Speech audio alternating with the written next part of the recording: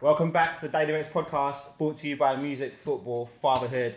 And this is the podcast for dads who want more open conversations around fatherhood. And today, I think we have the episode that I've probably been the most excited about. My daughter woke me up about 6 o'clock this morning and I couldn't go back to sleep because I was thinking about this topic and thinking about all the things we're going to address and the conversation we're going to have. So I'm really excited to welcome some special guests in the studio today. We have Nathaniel, TEDx speaker, Swim Them Crew founder, writer on mental health and sex and relationship worker, facilitator as well, Arion and Machel as well. And today we're going to delve into a topic around mental health and talk about postnatal depression, men and mental health, and all the things around, I guess, our experiences and kind of wider society as well. So let's get into it. I mean, for me, this topic is so timely because we have an MFF group with all our contributors. And just a few days ago, we were talking about mental health and we were sharing some of our experiences. And I was really surprised that most people in the group kind of expressed their own circumstances. And it kind of came out that most people in the group had gone through something at some point. And I know that doing some research, I think it's 1 in 6 people in England every week go through some sort of depression and anxiety as well. So really happy to have you here, Nathaniel. Do you want to say a bit about the work you've done around like mental health and stuff like that? That's good. So in terms of like work around mental health and stuff like that, in 2016 I started a writing project where I spent about 180 days every day writing about my mental health, like to better understand it for myself. In doing that, that opened up conversations with friends, family, and people I didn't know about like mental health and stuff. So for me, it was talking about my depression, my anxiety, and just trying to get an understanding of why I was feeling the way I was. And the reason I stopped is it was originally supposed to be every day for a year. But actually started making me feel worse, like that pressure to write and post something out. But I'm really glad I did it because I have a better understanding of myself now as a result.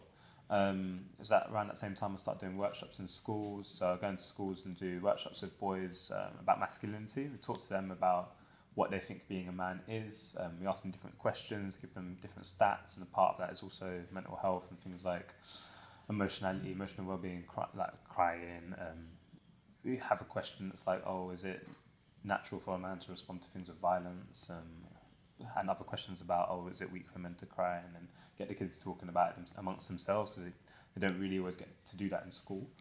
And yeah, I've just kind of thrown myself into it. Really, it's fulfilling work, and I think it's always important to work with young people because 1, they're people too, and 2, they're inheriting like all the things that we do. So I would hate for other young people to go through what I did and feel like there's no one to talk to, feel like there's no options or avenues to kind of better themselves or find ways out and stuff like that are healthy.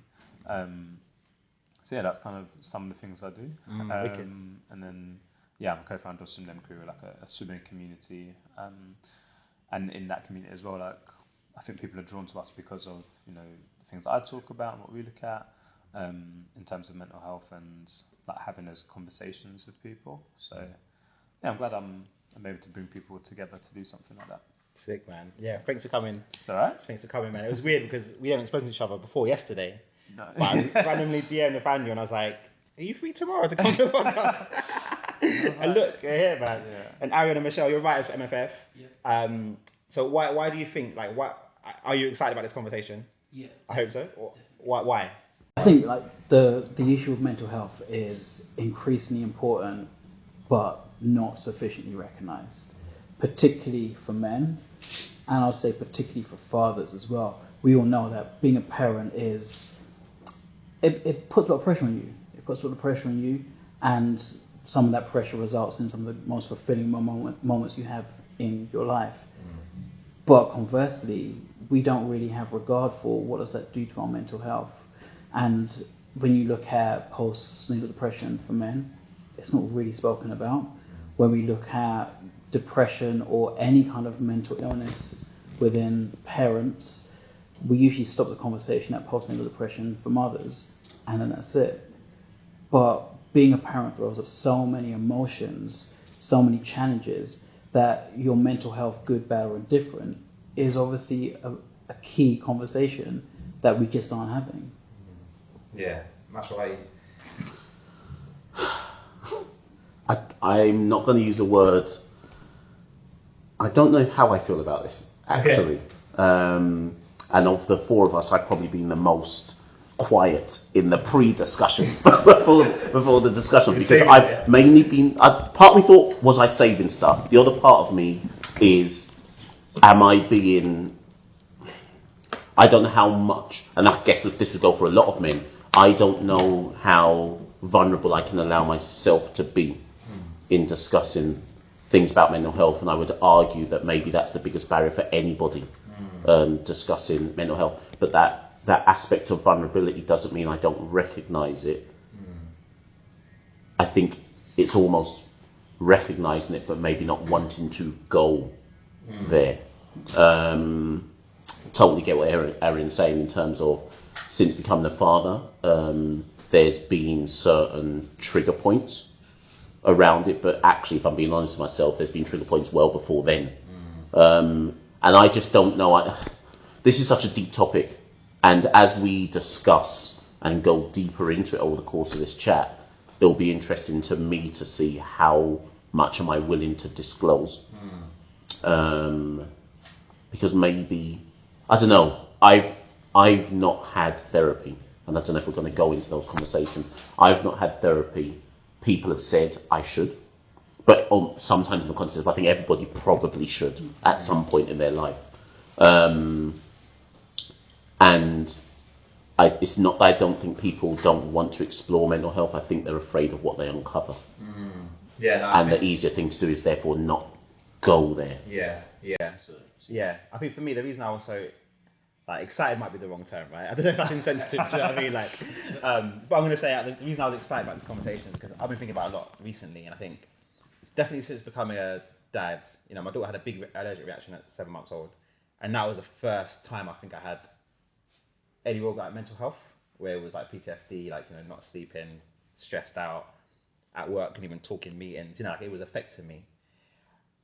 I think that lasted a little while, a period of months, but that I came out of that. But the reason I'm more interested now is because I feel like personally I have worked really hard to get to a certain position in life and whatnot, and now I feel like I'm getting there. It's sort of like the pressure to maintain some of those things. So when you're becoming, and you feel like you're in a leadership position in various different aspects, at home, at work, whatever, and people are asking stuff from you. So I feel like at the moment everyone's asking stuff from me, which is weird because it's kind of like it's the position I wanted to be in, not to people to ask me about stuff, but I wanted to be a leader, and I wanted to create something, and I wanted to lead things, and I wanted to develop things, and that stuff. Not knowing that with that comes pressure in terms of you have to then give a lot of yourself all the time. You have to be consistent in how you behave. You have to be strong for other people. You have to direct and lead other people and whatnot. And what I'm noticing is me in this position now, for me to be able to maintain not just the output, but myself and my own kind of sanity, I have to now match that with self-care. So I need to do more now to maintain my mental health, to allow me to do all these things and maintain, I guess, my life basically. And that's from parenting to work to MFF, everything. And I've really started thinking how do we maintain, how do we look after ourselves better? I think it's different for everyone though. It's different for different people and what they do. Some people go for a walk. Some people will say, I'm going to work out. For me personally, working out is quite important for me. I feel I need that release, and through my own experience of my own mental health. So I've suffered from depression, anxiety. I've been counselling, and at the point at which I went into it, I was in so deep. And when you talk about the vulnerability, I think I'd probably gone past the vulnerability stage, because it was just, I have nothing more to lose if I don't go and see what I can get out of this. You know what I mean? So for me, I think you've got to find and pinpoint something that can help, and it won't always help. There are days where a workout just doesn't do it. Like I always remember this time where I was running this race and doing like a 10K, and my whole build up in this race was just kind of like me just getting myself like mentally in a place where I needed to be. Ran the race, started time, had this thing where I'd always be on the home straight, no matter who you are, where you are, on home straight same time as me, you're not going to beat me. It's a wrap. And I stand by that to this day. Like previous evening, whatever it is, we can have a race, yeah. And then, but I got on the home straight and I was like, same thing, said to myself, like, right, it's go time, let's go. I'm like hitting the home straight, cross the line, I'm empty. Not physically empty, just void, that numb. Okay. So everything that I'd been doing hadn't actually, it hadn't worked in the same way. So it's sometimes trial and error. It's sometimes it just doesn't have the effect.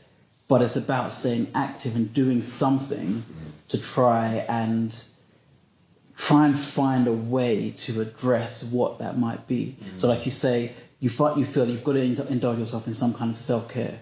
And I think that's hugely important, because when you are a parent, and kind of like circling back to my main point, when you're a parent, when do you get the time to do that? When do you get the time? And it's a case of, okay, well, can I get like a little bit of time to go to the gym? Can I get a bit of time to go for a run? Can I get a bit of time to just read or listen to music or to meditate, whatever it might be? And we don't always have that time. It's not even that we don't afford ourselves the time, we don't have that time. And I think that's why the conversation is so important, because we need to make sure we give ourselves that opportunity. Yeah. Nathaniel, you're in therapy at the moment. You mentioned. Yeah. So talk to us about like how that came about. So in 2016, you said you went through depression at that point. So 2016, I think, I hit my lowest point, I'd say. Or lowest since 20, what year is it now? 2020? 2020, yeah. 2016 lowest point, 2019 another low point. Hit my low point, I was doing my writing, but it wasn't really, I don't really think there was any. I remember my mentor saying to me, like, you should see someone because there's only so much like self-medication you can do. So I started CBT with NHS and antidepressants at the same, like a short time before that or during. Lost a friend to suicide in September 2016, so that was like a further downward spiral. Thankful to kind of come out of that, but I feel like in doing all those things, what I've come to learn now as I'm older is there's a variety of factors that contribute to your mental health, whether it's good mental health or like ill mental health at the time. So when we talk about depression and anxiety, it's important to differentiate between the emotional side and like where it's a point of where it's something that feels wrong because there's no control over it, or there's no turning the corner or coming out of the other side in terms of like light at the end of the tunnel. There's when you're really in it to the point where it affects you to the point where you can't do things like that. You can't go you can't speak up in meetings like you said. You can't be there emotionally for your children. Obviously, I'm not a father, but I'm assuming that you want to be emotionally there for your children. That's when there's like an issue for me, and that's when I turn to like things like, oh, I want to get therapy, I want to get the medication, because I didn't have I wanted more from my life. I didn't want to just accept like what I had was in front of me and that was it. So that whole process of going through it now is, I think, a frustrating thing about when you're in private weekly therapy is, for me, it's like, oh, when does this end? When am I better? And it feels like there's just no moment where I'm better. It's just because I think you mentioned earlier that everyone should kind of have these things at some point. But if I gauge it from what I talk about in sessions now compared to before, whereas last year it was like, I don't know myself anymore. I can't feel anything emotionally, and that's an issue for me. Now it's more things about, oh, this happened in my family, or I feel like this would work. So actually, while I still feel like I need and want the therapy, the things I'm talking about, or where I'm at in terms of gauging my emotions in terms of like happiness, sympathy and happiness and sadness, like I started when I was down here and now I'm there, but it's the constant throughout that is me wanting and needing therapy. And I think just in doing all those things, it's when I talk about the factors that help, like you mentioned exercise, that's great. But it's also, I think we should acknowledge that it's okay for what your thing is to be able to change. Like, we get older, our interests change. I run alone now for me, and obviously the Swindon crew came from Rundem crew. I used to hate running alone because I was running with Rundem all the time. But now running is actually my me time. That's pretty much my only me time, that and therapy, because everything else I do is with or for other people. And I'm trying to build in like more me time to my life. Actually, in my schedule, this podcast was me time. So when you approach me about the concert, it says me time in my calendar. I had to change it to It is like therapy though, right? But yes, like allowing those things to change. Like running with people was my thing before. Now it's running alone. I want to start boxing this year. I've done triathlons, done cycling, done all those things. Like, it's okay for your thing to change. And I think when you are in a position like yours, Elliot's, where you create something or you hold space for other people, people often look. Again, my mentor Charlie Dark, great guy. He said when people look to you to make them feel good, you also need that from somewhere as well. 100%. So it's easy to turn it on when you need to be the teacher. You like provide that energy for people, but when you need to be the person that's getting that, where do you go? And it's important that you have something like that. Yeah, So, 100%. Like even like at the end of the year, I looked at my inbox and stuff, and I was just like, I just started ignoring emails, man. Yeah. Like when people are like, oh, can I just talk to you for half an hour? Like, I'm just like, sorry, I physically can't. Do you know what I mean? Like I need time just to myself now. Do you know what I mean? So I started watching Love Island. That was a great time. Love Island's great for me. Now Love is Blind on Netflix. But just like some brain dead activity where me and my wife would just sit down and be like, just look at other people, basically. Can I check something though? Just sorry to interject, but in the explanation there, and this goes kind of with what you're saying at the same time, Elliot, but I just wanted to clarify something, Nathaniel. How did you know that? Because when is ground zero? That's what personally maybe people watching this will struggle with.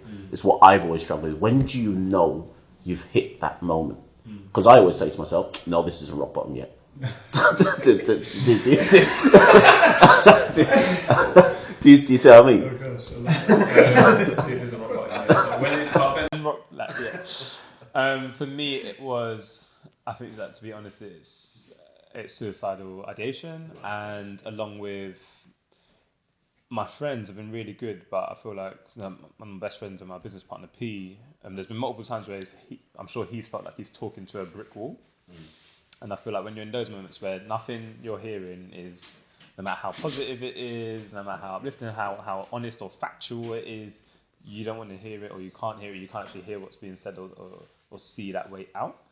I feel like that's when rock bottom is, where it feels like you've, say in normal life, day to day, we have 100 options in front of us. I feel like when it's like towards that ground zero point, it's like you only feel like it's either this or this, and that's it. And where you feel like, there's no point anymore, or everything's meaningless. So for you, was that the point you got to where you were having suicidal thoughts? And just... suicidal thoughts, and just like I think a big like worthlessness or sense of worthlessness, which then makes you feel pointless, and life then feel pointless. Also, I feel like what I've come to learn is, having experienced like losing people through suicide, is oftentimes it's more I've read about it, is like more time it's people thinking, well, I feel like I'm a burden, so like, and I don't want them or like my family to worry anymore about me. So again, take yourself out of the equation. So sometimes people are like, it's selfish and it's this and it's that. It's like, I get that, because it hurts to lose someone, but also that person might be doing it because they want their family to kind of move on sometimes, or their loved ones to move on sometimes. I don't think there's any perfect like solutions in life for stuff like that, but I think it's when you're at those kind of moments where, and I feel like when you're at rock bottom, you won't be able to say it's rock bottom. You're actually you probably need someone to tell you. I think it's also relative as well, isn't it? It's always relative to how bad can the situation be based on everything else you've experienced. And it's very difficult when it comes to any kind of mental illness. It's quite subjective. What could be causing debilitating depression for one person won't always be the same for the next person. And it's important to realise that But I think sometimes it can also be rock bottom, as you said, that there can be a point where you can see that. But when the way you're feeling becomes normalized. So when you're just like that emptiness, that numbness, that's all you know. Yeah. And it's so normal that you just kind of plod along with it. But then you kind of check yourself and say, is this really supposed to be life? Yeah. Should I really be feeling like this? And I think that's another indication of like when it could be, rock bottom. But I think the other thing we've got to think about as well is also not necessarily waiting for that moment. And I think we're all guilty of not recognizing the spiral before the rock bottom. 100%, yeah. And kind of on the spiral, okay, I'm not feeling great now. I haven't done for a little while. Maybe I need to do something, whatever that might be, therapy, some more me time, whatever it might be. I need to do something to try at least and address this. Because we have this thing in society where we're happy to spiral because we glorify being so busy that we're like, I've got no time for this. And I think for men as well, so that is the reason this conversation is so refreshing, because we don't normally have men being so open about their experiences and